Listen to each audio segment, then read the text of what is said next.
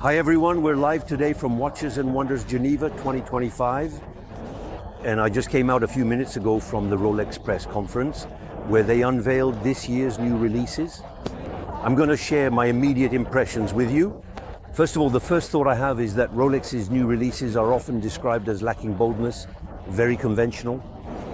This year, for the 2025 edition, we truly have some new releases that, quote unquote, are quite surprising, of course by Rolex standards, but still genuine novelties that should win over a large number of enthusiasts.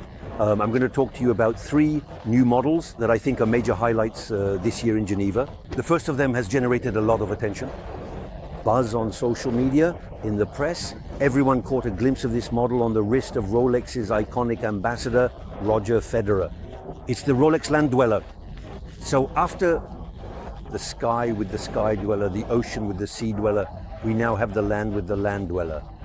Rolex, targeting an audience of Earth dwellers like us, like me, with a model heavily inspired by the 1970s, one that, it must be said, clearly draws its inspiration from the famous oyster quartz, unveiled by Rolex, if my memory serves me right, in 1976, in any case in the wake of all those watches. Those sport chic steel watches that came out in the 1970s, starting with the queen of them all, the Audemars Piguet Royal Oak, designed by Gerald Genta.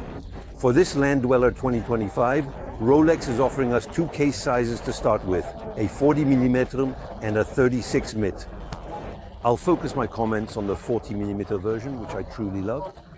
The 40mm model comes in a steel version with a fluted bezel, in white gold. And in this regard, it introduces 3 truly major innovations, which together define the novelty of the Land Dweller itself. First point, the presence of an integrated bracelet. This is the first time since the modern era that Rolex has released a timepiece equipped with an integrated bracelet, which is currently in vogue.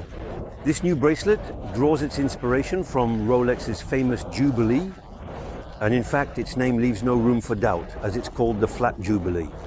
The second notable feature of this piece is the presence of a brand new dial.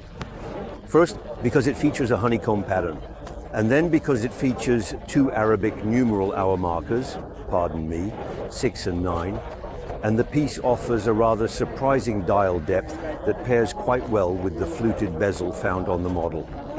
The third and final element that highlights the creativity of the Crown-branded company is the presence of a new caliber, designated 71-35, which is first and foremost characterized by its high frequency, as it is a movement that beats at 5 Hertz.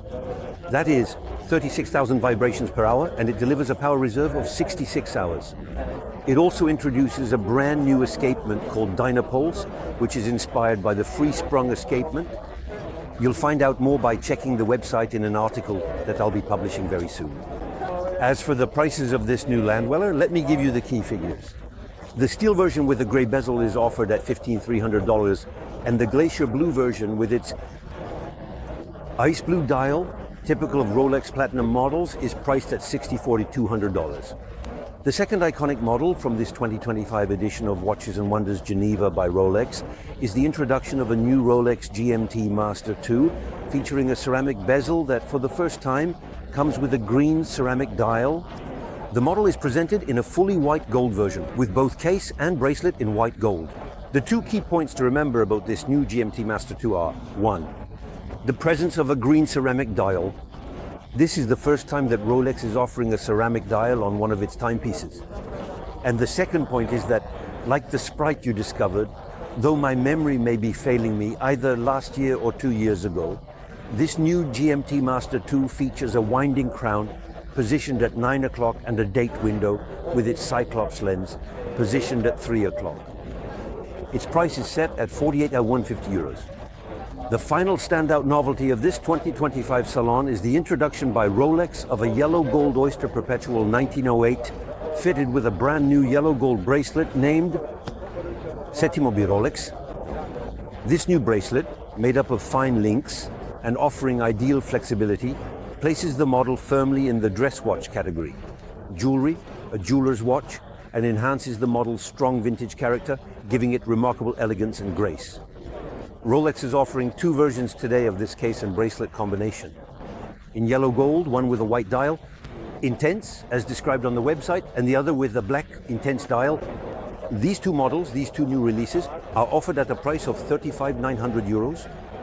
So there you have it. I finished covering these new Rolex releases, which show us that when it wants to, the brand is capable of true creativity, of venturing into relatively uncharted territory, or at the very least of surprising us. And I think this 2025 edition is actually quite nice. Thank you in any case for your attention.